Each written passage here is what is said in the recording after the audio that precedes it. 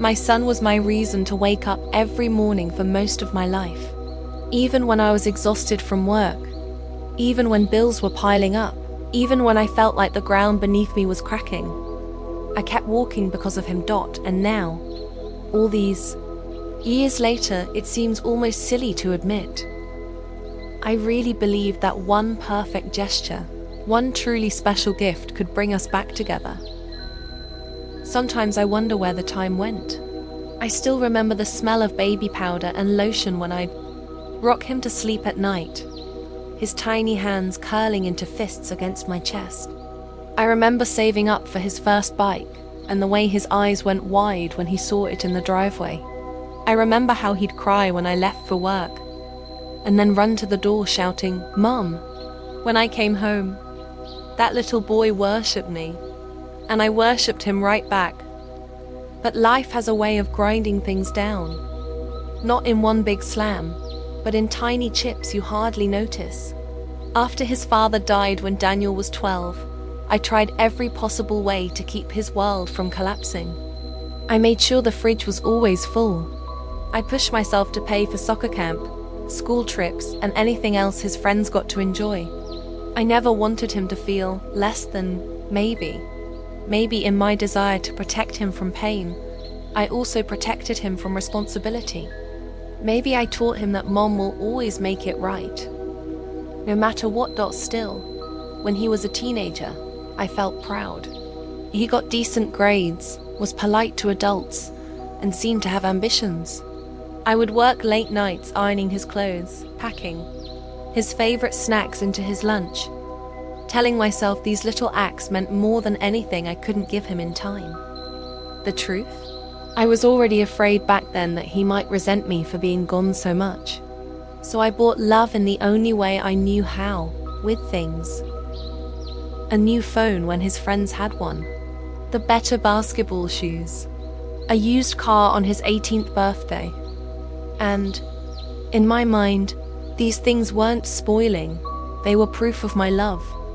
I told myself, he'll remember this when he's older. He'll understand I was doing my best. Fast forward to the present. I'm 58 years old now. My house is still filled with little echoes of him. A shelf of trophies no one dusts but me. School photos in frames I can't bring myself to replace. A faded blanket from his old bed folded neatly in the closet. Daniel is 33 now. Married. For almost 6 years to Rebecca. When I first met her, I told myself to keep an open mind. She was polite enough, charming in a way that could almost pass for warmth. But there was something, an undercurrent, like she was doing silent math, about the worth of everything she touched in my home. But I didn't want to be that mother, the one who pushes a wedge between her son and his wife. So I kept my hesitations buried. I smiled. I welcomed her. I offered help with anything they needed. But over the years, I noticed the distance growing, like a slow leak in a balloon. The calls were shorter, the visits fewer, and when they did drop by, Rebecca would check the time often, as if she had somewhere more important to be. Still, every holiday, I put on my best smile. I cooked the meals. I bought the presents. I hoped, maybe this holiday will be different. Maybe this will be the year he actually chooses me without hesitation. That hope is a stubborn thing. It doesn't care how many times you've been disappointed. It still whispers, maybe next time. And so, last October, that little voice in my heart whispered louder than ever. What if I surprised him with something truly unforgettable? Something so big, so special, he'd have no choice but to feel closer to me again. That's when the trip idea started. I didn't pick something small. No weekend getaway. No cruise to the same popular islands half the world has been to. I chose an adventure, memory carved in gold. I spent late nights at my desk comparing itineraries. Rome in the morning light, Paris at sunset, winding canals of Venice, lantern-lit dinners in Santorini. There would be wine tastings, private museum tours, and concert tickets. 3 whole weeks. Just him and me. I could already imagine our conversations while walking cobblestone streets. Maybe he'd tell me about his dreams again, the way he did when he was little and wanted to be an astronaut 1 month and a doctor the next. I imagined us laughing over foreign menus we couldn't quite read, the awkward but joyful moments of getting lost together in a new city. It cost $34,000. You know how many voices in my head screamed about being careful with my savings. But then, the louder voice said, "You can't put a price on fixing what's broken. This is worth it." When the booking confirmation finally arrived in my email, my eyes stung with tears. I printed it out, folded it neatly into a gold envelope, and tied it with a ribbon. I hid it in the top drawer of my knitstand, checking it now and then just to feel that thrill. Christmas morning would be the moment. I would hand him that envelope after breakfast and watch his face light up. We'd toast with coffee. Maybe he'd hug me like he used to when he was small. And we'd start the new year thinking, this is our fresh start. I wanted the day to be perfect. I decorated the tree with care, adding every ornament that had a memory behind it. The paper snowflake he made in preschool. The silly photo ornament from his first high school dance. The little wooden sled we bought at a Christmas fair when he was 8. I roasted a turkey so big, it would take us 2 days to finish. I baked his favorite cinnamon bread, the one with sugar glaze on top.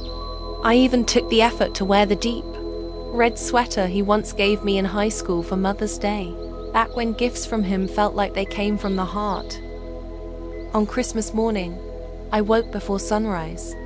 I lit the tree. I turned on soft music.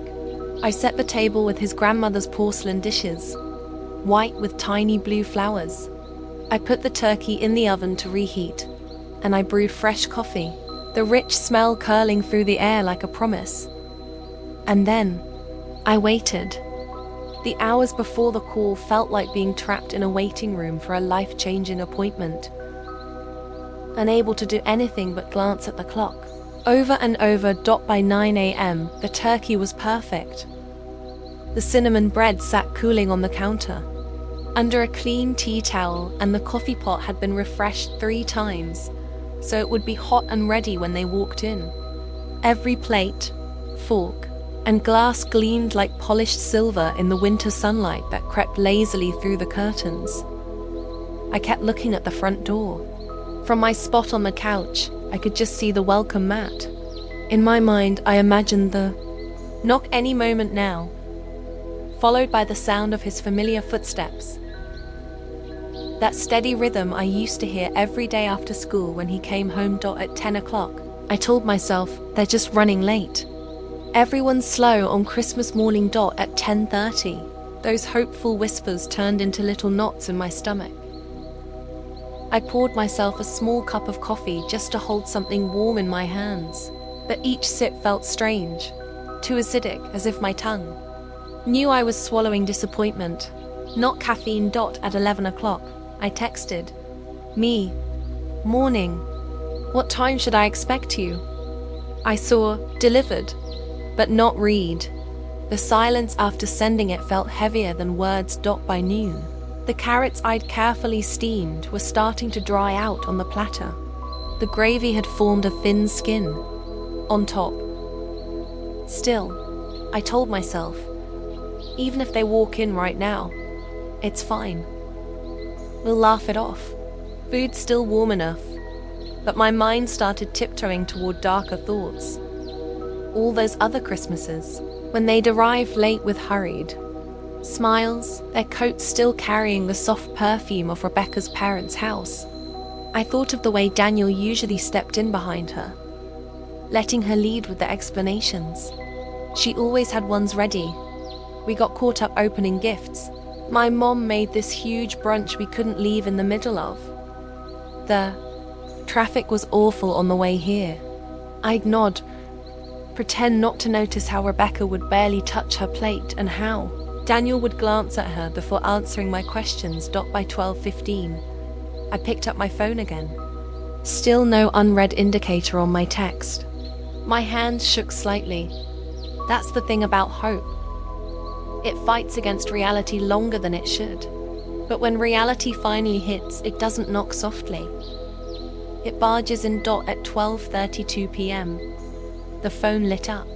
His name, Daniel, filled the screen. I grabbed it instantly.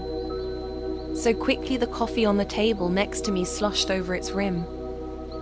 "Merry Christmas, honey. Are you on your way?" My voice came out lighter than I felt. A practiced trick all mothers know when they're forcing cheerfulness. But even before he spoke, I heard background noise. Clinking dishes, light laughter, the muffled sounds of a television in another room. Mum." His voice was fast, uneasy. "Yeah, so I'm with Rebecca at her parents' place. We didn't, plan to come by this year. Just, wanted to wish you Merry Christmas. All right? Love you, bye." He didn't wait for me to respond. There was no pause, no window for me to say, "Oh, but I made, or I wanted to show you." Nothing. The line went dead. Just like that. A clean cut through hours of preparation, years of longing, and 1,000 small acts of love that had built up to this moment in my mind. It's hard to describe that kind of silence afterward. It's not just the absence of sound. It's a pressure settled right over your chest, making it hard to breathe. I sat there, the phone still in my hand, staring at the Christmas tree glowing happily, as if it had no idea its audience had just disappeared. The ornaments, his little paper snowflake from kindergarten, the glass ball from our trip to the mountains when he was 16, suddenly felt mocking. Thought about all the mornings I'd dragged myself out of bed to get him ready for. School. Every illness where I'd sat by his bed soothing his fever. Every hour I'd worked overtime so he could have what other kids had. And on this morning, the morning I'd been planning for months, I got 15 seconds of rushed words and a click. I forced myself to stand up. I went to the kitchen and made myself a plate, even though my appetite had vanished. The turkey that had smelled heavenly just an hour earlier now tasted bland. The gravy was lukewarm. The cinnamon bread was too sweet, sticking unpleasantly to the roof of my mouth. I was eating for the sake of doing something with my hands, not because I wanted to. Then my eyes drifted, as I feared they would, to the mantel. The little envelope sat there, gold ribbon tied in a neat bow, catching a glint of the Christmas lights. Inside was the dream I'd been holding onto for months. Our trip, our bridge back to each other. I stared at it for a long time, weighing the possibility of still giving it to him later. Maybe mailing it, or saving it for another occasion. But then I pictured Rebecca's polite smile. Heard her inevitably say, "We'll have to see if that works with our schedule." And I felt another little crack in my heart. No, I couldn't do it. I picked up the envelope. The paper felt cool and stiff under my fingers. Without letting myself hesitate, I pulled out the itinerary, the airline confirmations, the hotel bookings, and I tore them once, twice, again and again, until the gold ribbon lay limp on the floor and the paper was nothing but scattered white scraps. Some fell into the fireplace, some onto the rug, where they looked eerily like pieces of confetti from some awful celebration. Knew even as I dropped the shreds into the trash that I was making a symbolic choice. Not just about the trip, about me, about us, about the way I refused, from that moment on, to keep bribing my way into my son's presence. I went back to the couch, sat down, and just stared at nothing for a while, as the smell of cooling turkey filled the room, mingling with pine from the tree and the sharp sting of loss in my lungs. The morning after Christmas, the house was too quiet. Even the creak of the heating pipe somehow carried a lonely echo. The tree was still lit. I'd forgotten to turn it off the night before. and the ornaments cast small glowing halos. Against the wall, the smell of leftovers hovered in the air. Turkey, cinnamon, and something faintly metallic from the coffee pot that hadn't been fully washed out. Sat at the kitchen table with a mug of coffee cupped in my hands. Outside the window, the world was crisp and white, frost diamonding every tree branch. It was the kind of morning you'd expect to share with family. Laughter spilling over mugs of cocoa while wrapping paper lay in cheerful messes around your feet. Instead, there I was, perfectly still, holding heat in my hands and cold deep in my chest. I kept replaying the phone call in my mind, trying to figure out if I'd missed something. A hidden kindness in his tone, an unspoken reason. But no, it was exactly what it had sounded like. A quick check-in before returning to the people who mattered more to him. And that's what hurt the most. Not the words themselves, but what lived underneath them. The choice he'd made. Because love, however we try to romanticize it, is built in choice. You choose to show up. You choose to make time. You choose to say, I'm here. And on Christmas morning, Daniel chose someone else. I thought about the trip, $34,000 worth of an unspoken plea. Please, spend time with me. I thought about the hours I'd spent researching every tiny detail, the joy I imagined, the hope I'd tucked into that gold ribbon envelope. As if it were a love letter to my son that he'd somehow read and understand without me spelling it out. Now all that was left of it was a trash bin filled with shredded paper. The evidence was gone, but the loss it represented lived sharp in my chest. And this is where my mind began to wander, not to yesterday, but to the many yesterdays.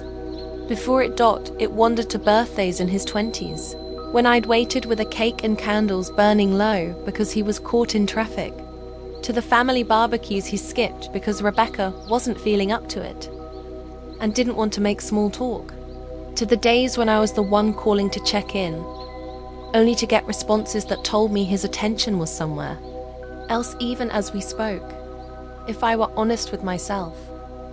And that morning I finally was. I'd been losing him slowly for over a decade. When Rebecca entered the picture, I assumed I was just moving from first place to sharing the podium. What I hadn't realized was that the podium itself was being moved far away, out of sight. And I let it happen quietly, because every time I got a few crumbs of his time or a handful of warm moments, I told myself it was enough. People often say family love is unconditional. I used to believe that too. Now, I realize what they mean is, my love will be unconditional, even if yours isn't back. That's a truth you don't want to learn in your 50s. Took another sip of coffee and stared at the frost outside. Beautiful but untouchable, as unreachable as the closeness I once had with my son. Began thinking about the $34,000 again. Not in bitterness, but in possibility. For the first time, I asked myself, what if I used it on me? I'd never been overseas in my life, except for a whirlwind 2-day business trip to Canada decades ago. I'd never seen the Eiffel Tower or stood under the arches of Rome or watched the sun set over the Greek islands. I'd always been too busy, or I told myself later, one day. But the truth was, I often saved my some days for Daniel. If he didn't go, I wouldn't go thinking, what's the point in seeing something that should be a memory we share? Now, the point was, me. I could fix up the kitchen, replace the dented old fridge, put in a window over the sink so I could watch the birds in the yard while I cooked. I could take a train trip along the coast and stop wherever I felt like it. I could even start that small bookstore cafe I dreamed about 15 years ago when I worked part-time at the library and fell in love with the smell of fresh pages and espresso. I realized, sitting there in my silent, frost-framed kitchen, that I'd been in emotional debt for years, constantly paying to stay in my son's life with gifts, help, favors, anything I had. And like a bad investment, The returns had been shrinking. So maybe it was time to write it off and invest. Elsewhere. Around noon, I made myself a plate of leftovers and sat in front of my laptop, just intending to distract myself. But there, right at the top of my feed, was Rebecca's post. Our beautiful, cozy Christmas morning. Feeling grateful. Photo after photo of their living room. Wrapping paper scattered across the floor. Rebecca's parents smiling in the background. Daniel with his arm around her. The glow of contentment on both their faces. I stared at them, waiting for the familiar pang of jealousy and longing to hit. And it did. But it came with something new underneath. Acceptance. Cold, clear acceptance. I didn't belong in that moment. And maybe I wasn't meant to anymore. I shut the laptop gently. No slamming, no anger, just a closing of something I'd been trying to keep open for too long. That afternoon, I went for a walk. The air was crisp. Clouds moving lazily across the winter sky. Kids in bright coats ran down the street with sleds, their laughter echoing in the cold air. I passed couples walking dogs, people shoveling driveways, the quiet hum of a world going on without me having to chase after every part of it.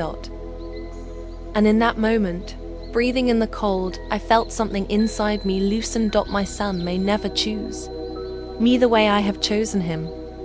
The thought was sharp, but not lethal. It didn't destroy me, because along with it came another truth. That doesn't mean my life is over. When I got home, I made a small fire in the fireplace, not for warmth, but for comfort. I took out a new notebook from the drawer. On the first page, I wrote, and I listed them. Plant a bigger garden.